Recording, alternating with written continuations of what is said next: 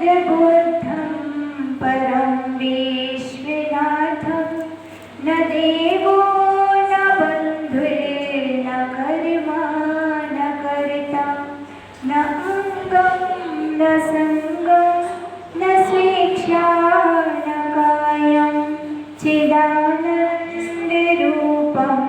नमो वीतरागं चिदानन्दरूपं नमो वीतरागं चिदानन्दरूपं नमो वीतरागम् लक्ष्मीनिवासनिलयं विलीनविलयं निधाय हृदि वीरम् आत्मानुशासनमहं वक्षे मोक्षाय भव्यानां नमो अरिहन्ताणं नमो सिद्धाणं नमो आयर्याणं नमो उवज्रायाणं नमो लोये सवसाहूणं नमो लोये सवसाहूणं। जय बोलिए अनंतानंद परम सिद्ध भगवान की। देवादिदेव खजाराची चिंतामणी पारशनाथ भगवान की। देवादिदेव खजाराची आदिनाथ भगवान की। परम पूज्य सविता संत गणाचार्य गुरुवर विराट सागर जी महाराज की। परम पूज्य मनीष 160 से अध्ययन सागर जी महाराज की। अहिंसामय जय धर्म की।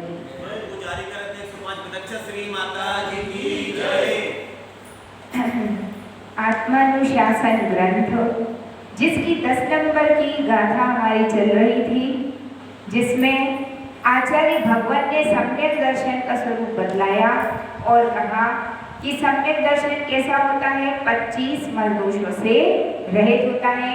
25 मल दोष कौन कौन से होते हैं? तो संकादि 8 दोष, जिसमें शंका, कांक्षा, विचिकित्सा, मूल दृष्टि, अनुग्रहण, अस्थितीकरण, अवात्सल्य और अब आता है 8वां दोष अप्रभावना। एक होता है प्रभावना और उसकी उल्टी क्या होती है? अप्रभावना। प्रभावना किसे कहते हैं? तो जिन धर्म को दिग दिगांतर में 10 दिशाओं में उसकी कीर्ति को फैलाना, यह क्या कहलाती है? प्रभावना कहलाती है। आचार्य भगवान ने कहा है आत्म प्रभावनीयो रत्नत्रय सतत तेजसा सतत मेव दान तपोजिन पूजा की शयैश्च जिन धर्मा। इस गाथा का तात्पर्य यह है कि सर्वप्रथम तो हमारी आत्मा प्रभावित होना चाहिए। किससे? धर्म से प्रभावित होना चाहिए। जो आत्मा धर्म से प्रभावित होती है वह किसको धारण करती है अपने जीवन में? धर्म को धारण करती है। और सबसे बड़ी प्रभावना क्या है? तो जीवन में रत्नत्रय को धारण कर लेना। ये क्या है? सबसे बड़ी प्रभावना। उस रत्नत्रय की महिमा हमारे अंदर आना चाहिए। रत्नत्रय किसे कहते हैं? सम्यक दर्शन, सम्यक ज्ञान और सम्यक चारित्र को क्या कहते हैं? रत्नत्रय कहते हैं। तो रत्नत्रय की महिमा आना चाहिए। जिसके अंतर मन में उसकी महिमा आ गई है, उसकी महिमा कहाँ तक फैलती है? दूर देशों तक फैल जाती है। यूं तो सबने पढ़ा है शास्त्रों में, क्या पढ़ा है कि निर्ग्रंथ मुनिराज ऐसे होते हैं। एक समय वह हुआ जब बड़े बड़े पंडित हो गए। पंडित बनारसी दास जी बहुत बड़े विद्वान पंडित हुए। उन्होंने बहुत सारे ग्रंथों की रचना की और बहुत सारा सुंदर आगम हमारे सामने प्रस्तुत किया। वे पंडित जिस समय थे उस समय एक भी निर्ग्रंथ मुनिराज नहीं थे, तो वे अपनी आंखों में आंसू भरे रहते थे, इसलिए कि मैं मुनियों की महिमा को इतना जानता हूँ, उनकी महिमा को गाकर के दुनिया को सुनाता हूँ, परंतु मैंने खुद अपनी इन आंखों से निर्ग्रंथ मुनिराजों के दर्शन नहीं किए, ये मेरा बहुत बड़ा दुर्भाग्य है। कौन कह रहा है ऐसा? पंडित बनारसी दास जी। और आज का एक समय ऐसा है कि आपको कितने निर्ग्रंथ मुनिराजों के दर्शन हो रहे, आचार्य भगवत के दर्शन हो रहे, कितने हैं? बहुत सारे हैं, है ना। और पीछे का 100 साल पुराना समय ऐसा गया जबकि कोई मुनिराज जी देखने को नहीं मिलते थे। तो बड़े बड़े पंडित आंखों में आंसू भरे रहते थे कि हमें निर्ग्रंथ मुनिराजों के दर्शन हो जाएं, परंतु होते नहीं थे। और आज हमारे लिए हो रहे तो अपना बहुत बड़ा पुण्य और सौभाग्य है। तो चलता फिरता मोक्ष मार्ग कहा जाता है किसको? निर्ग्रंथों को। क्योंकि जिस संयम और चारित्र की हम चर्चा करते हैं वह साक्षात पालन करते हुए हमें कौन दिखते हैं? मुनिराज दिखते हैं। तो मालूम चलता है कि ऐसा मोक्ष मार्ग होता है, इस पर चला जाता है। महाराज ऐसे आहार करते हैं, उनका ऐसे विहार होता है। यदि आपके सामने कोई निर्ग्रंथ मुनिराज ही ना हो तो आपको कैसे मालूम चलेगा कि उनकी चर्या क्या है, उनके आहार कैसे होते हैं, उनका विहार कैसे होता है। तो पंडित जी आंखों में आंसू भरे रहते थे। एक समय वह था और एक समय आज का है। अतिशय पुण्य कर्म का उदय चल रहा है जो इस समय हमारे पास आंखों के सामने इतने सारे निर्ग्रंथ हैं। तो आचार्य भगवान कह रहे हैं कि उस रत्नत्रय धर्म से हमारी आत्मा क्या होनी चाहिए? प्रभावित होनी चाहिए। ये सबसे बड़ी क्या है? प्रभावना है। सम्यक दर्शन, सम्यक ज्ञान और सम्यक चारित्र से समन्वित जो आत्माएं हैं उन सभी को क्या है? मेरा नमस्कार है। कभी कभी क्या होता है, व्यक्ति किसमें भेद कर देते हैं? गुरु राज में। हम इनको मानते हैं और इनको नहीं मानते। अपने अपने गुरुओं का क्या हो जाता? बंटवारा। ये हमारे महाराज हैं और ये आपके महाराज हैं। तो आचार्य भगवान कह रहे हैं जिसकी आत्मा में रत्नत्रय की महिमा आ चुकी है। किसकी महिमा आ गई है? रत्नत्रय की। वह किसी भी निर्ग्रंथ में भेदभाव नहीं करता। जो भी महाराज दिखते जितने भी, वो किसके हैं? सब मेरे हैं। किसके हैं वो? है ना। और यदि आपके अंदर रत्नत्रय के प्रति से आपकी आत्मा प्रभावित नहीं है, रत्नत्रय की महिमा को आप नहीं जानते हैं, तो फिर क्या होता है? जिन्होंने हमसे प्रेम से बोल लिया, है ना, जिन्होंने हमारी प्रशंसा कर दी, जिनके पास जाने से हमारे को क्या मिल गया? सामान मिल गया, है ना। तो ये अच्छे महाराज है। और महाराज कुछ भी ना दे तो उनके पास तो कौन जाए, है ना। हम तो फलाने महाराज के पास जाते। क्यों? जब जाओ तो कुछ ना कुछ, कभी पेन मिलता है, कभी डायरी मिलती है। अच्छा भैया, और क्या बात है? हम उन मुनिराजों के पास जाते जिनके पास जो हाथ उठाकर आशीर्वाद दे अथवा हमसे 4 शब्द तो बोले, हम इनकी मुँह से आए हैं, है ना। और जो ना बोले महाराज भाई, हम तो उनकी तरफ देखते भी नहीं, ना उनको नमन करते हैं। तो इसका मतलब क्या है कि हमने अपने स्वार्थ के लिए, जहाँ स्वार्थ की पूर्ति हो उन्हें नमस्कार है, और स्वार्थ की पूर्ति ना हो तो उन मुनिराज से तो हम दूर ही भले हैं। अथवा जिन्होंने डांट दिया तो इनको तो हमने हाथ ही जोड़ लिए। तो इसका मतलब यह है कि आपने अभी रत्नत्रय को समझा ही नहीं है।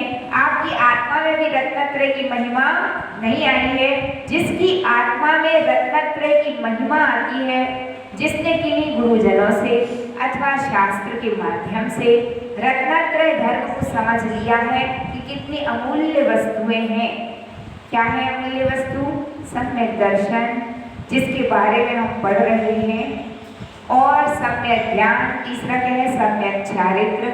उसकी कीमत जिसको आ गई तो जहाँ जहाँ निर्ग्रंथ लिंग दिखता है वहाँ वहाँ शीश अपने आप ही झुक जाता है और सारे भेदभाव समाप्त हो जाते हैं। तो अपनी आत्मा किससे प्रभावित होना चाहिए?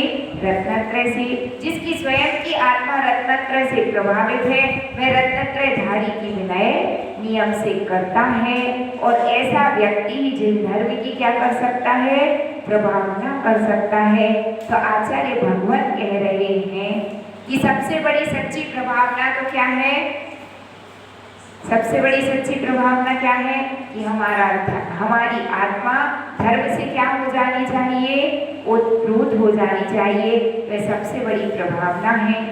जो व्यक्ति साधना का लक्ष्य बनाते हैं, किसका लक्ष्य बनाते हैं? आत्म साधना का लक्ष्य बनाते हैं तो प्रभावना तो अपने आप ही हो जाती है। एक निर्गत मुनिराज के पास आप गए, आपने उनको नमस्कार किया, उन्होंने आपकी तरफ देखा भी नहीं, लेकिन फिर भी उनका रूप देख करके ही, उनकी चर्या देख करके ही, उनका ज्ञान देख करके ही, उनकी दर्शन करके ही मन को क्या हो रहा है? आनंद हो रहा है। तो एक साधक बिन बोले भी क्या कर सकता है? प्रभावना। सिर्फ वह क्या कर रहा है? मौन लिए हुए है। कब तक का मौन है? कब तक का मौन है? जब तक हमने हमारी निर्गत दीक्षा की पूरा समय कंप्लीट नहीं हो जाएगा तब तक का क्या है? मौन है। एक तीर्थंकर होते हैं, उनसे बड़े मुनिराज कोई नहीं है। सबसे बड़े मुनिराज कौन से होते हैं? जो तीर्थंकर होकर मुनि दीक्षा ले लेता है वह क्या है? सबसे बड़ा है। तो वे मुनिराज कब तक नहीं बोलते? जब तक कि उनको क्या नहीं हो जाता? केवल ज्ञान नहीं हो जाता, तब तक वे बोलते नहीं है। बिना बोले भी सारी दुनिया उनके चरणों में क्या करती है? अपना मस्तक झुकाती है, क्योंकि बिन बोले भी क्या होती है? उनकी चर्या मात्र से प्रभावना हो जाती है। आचार्य भगवत कहते हैं एक तो निर्गत रूप ही प्रभावना का सबसे बड़ा क्या है? साधन है। दूसरी बात, आप श्रावक हैं तो हम क्या कर सकते हैं धर्म की प्रभावना करने के लिए? तो दान, तपो, जिन पूजा, क्या क्या कर सकते हैं? चारों प्रकार का दान, ये भी प्रभावना का बहुत बड़ा अंग बनता है। अथवा कोई आप पंच कल्याण करवा रहे हैं, कोई विधान इत्यादि करवाते हैं तो उसके माध्यम से भी क्या होता है? धर्म की बहुत बड़ी प्रभावना होती है। एक घटना घट गई थी। एक राजा थे जिनकी एक उर्मिला नाम की क्या थी? रानी थी। राजा को रानी बहुत प्रिय थी। जो रानी कहती थी वही कार्य कौन करता था? महाराज करते थे।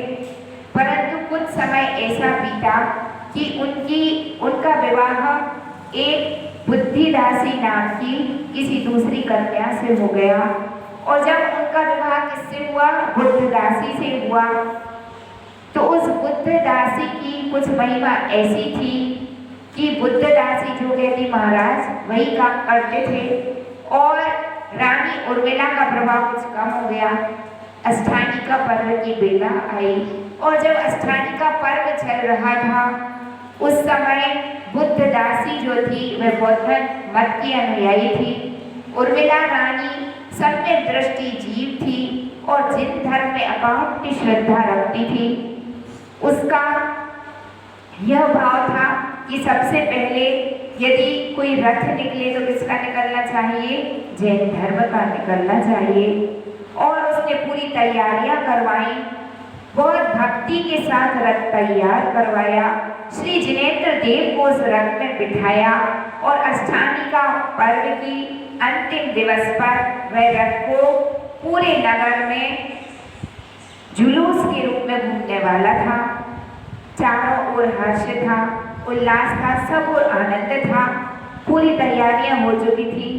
जैसे ही रथ चलना प्रारंभ हुआ तो बीच रास्ते में जो बुद्धदासी थी उसने उस रथ को रुकवा दिया। किसने रुकवाया? जो बुद्ध धर्म की अनुयायी थी। उसने क्या कहा कि पहले आगे रथ किसका चलेगा? मेरा चलेगा। और उर्मिला रानी का रथ कहाँ चलेगा? पीछे चलेगा। जैसे ही यह बात किसके कानों में आई? रानी उर्मिला के। तो उन्होंने क्या किया? उनको अत्यंत दुख हुआ कि श्री जिनेंद्र देव से बढ़कर इस सृष्टि में कोई दूसरा महादेव नहीं है। अब मैं क्या करूं जिससे क्या हो? मेरे जिन धर्म की प्रभावना हो। मैं चारों प्रकार के आहारों का त्याग कर देती है और एक गुफा में जाकर के बैठ जाती है। उस गुफा में सोमदत्त और वज्र कुमार नाम के मुनिराज तपस्या कर रहे थे। जब मुनिराजों को रानी की ऐसी प्रतिज्ञा का ध्यान होता है तो वे मुनिराज क्या करते हैं, उनके दर्शनार्थ उस समय वहां पर कुछ विद्याधर पहुंचे हुए थे। उन विद्याधरों ने महाराज को नमोस्तु किया। महाराज ने पूरी घटना किसको सुनाई, उन विद्याधर और देवों को सुनाई और क्या कहा कि आप जाइए और इसी समय आपसे जिस प्रकार हो सके उस समय बुद्ध राशि के रथ को रुकवाकर उर्मिला के रथ को आगे बढ़वा दीजिए। तो जो विद्याधर लोग थे वे बुद्ध राशि के रथ के समक्ष पहुंचते हैं तो बहुत सारे सिपाही उनसे युद्ध करने के लिए आगे आ जाते हैं, परंतु विद्याधरों से वे विजय प्राप्त नहीं कर पाते हैं और परिणाम ऐसा निकलता है कि वे सब उस युद्ध में हार जाते हैं, जिससे क्या होता है, उर्मिला रानी का रथ आगे हो जाता है, बुद्ध राशि का रथ पीछे हो जाता है। जैसे ही श्री जिनेन्द्र देव की महिमा प्रकट होती है और उर्मिला रानी को यह मालूम पड़ता है कि जिन धर्म का रथ आगे चल गया है वे तुरंत ही बाहर आती है, उसके आनंद का कोई पार नहीं रहता। तो कहने का तात्पर्य यह है कि जो अपने धर्म पर दृढ़ होता है, किसी भी प्रकार की विपत्ति आ जाए, किसी भी प्रकार का संकट आ जाए तो किसका सहारा लेता है, जिन धर्म का सहारा लेता है। और जिन धर्म की आन बान और शान बनाए रखने के लिए जो जिन धर्म का अनुयायी होता है वह क्या करता है, जिन धर्म की रक्षा के लिए, जिन धर्म की शान को बनाए रखने के लिए प्राणपण से अर्पण हो जाता है। उसने चारों प्रकार के आहारों का त्याग किया और पुण्योदय से सहयोग करने वाले भी मिल गए और जिन धर्म की भारी महिमा पूरे नगर में, पूरे संसार में प्रकट हुई। तो यह 8वां दोष क्या है, अप्रभावना। अभी तो बात हमने आपको प्रभावना अंग की बतलाई। जो अपने जीवन में मनुष्य पर्याय को पाकर जिन कुल को प्राप्त कर लेता है वह क्या है, महापुण्यशाली है। जिन कुल को पाकर के भी जो जैन धर्म की प्रभावना का सौभाग्य प्राप्त करता है वह उससे भी ज्यादा पुण्यशाली है। लेकिन ध्यान रखिए, आचार्य भगवान कहते हैं यदि तुमसे प्रभावना हो सके, एक गुरु जब अपने शिष्य को दीक्षा देते तो क्या कहते हैं, यदि आपसे धर्म की प्रभावना हो सके तो बहुत अच्छी बात है और यदि प्रभावना ना हो सके तो कोई बात नहीं, लेकिन हमें ऐसा कोई कार्य नहीं करना जिससे क्या हो, जिन धर्म की अप्रभावना हो। बात बहुत गहरी है। आप सभी जैन धर्म के अनुयायी हैं और हम सब क्या चाहते हैं कि हमारे धर्म की प्रभावना हो और धर्म की प्रभावना करने के लिए आप क्या करते हैं, महावीर जयंती पर जुलूस निकालते हैं। निकालते कि नहीं निकालते, है ना? सभी समाज के लोग जुलूस निकालते हैं, लेकिन कितनी बार ऐसा देखा जाता है कि चौराहे पर ही क्या प्रारंभ हो जाता। एक कहता है कि रथ इस दिशा में जाना चाहिए, दूसरा कहता है हमारी गली से निकलना चाहिए, है ना? तीसरा कहता है इस गली से निकलना चाहिए और छोटी सी बात को लेकर ही आप बीच रास्ते में ही क्या होता है, जुलूस में झगड़ा प्रारंभ हो जाता है। तो आपने जिन धर्म की प्रभावना की क्या अप्रभावना की, बतलाइए क्या करा, अप्रभावना कर दी। आपका झगड़ा कौन देख रहा है, अदर कास्ट के लोग भी देख रहे हैं, उससे वो प्रभावित हो रहे क्या, जितना आपका जुलूस देखने में कोई इंटरेस्ट नहीं ले रहा उससे ज्यादा इंटरेस्ट किसमें लिया जा रहा है, जो आपके झगड़े हो गए उसमें। तो एक बात हमेशा ध्यान रखनी चाहिए कि जब जब हम कहाँ जाएं, धर्म क्षेत्र पर जाएं, तो क्या करना चाहिए, अपने द्वारा प्रभावना हो तो बहुत अच्छा, ना हो तो कोई बात नहीं। कितने बार ऐसा देखा जाता है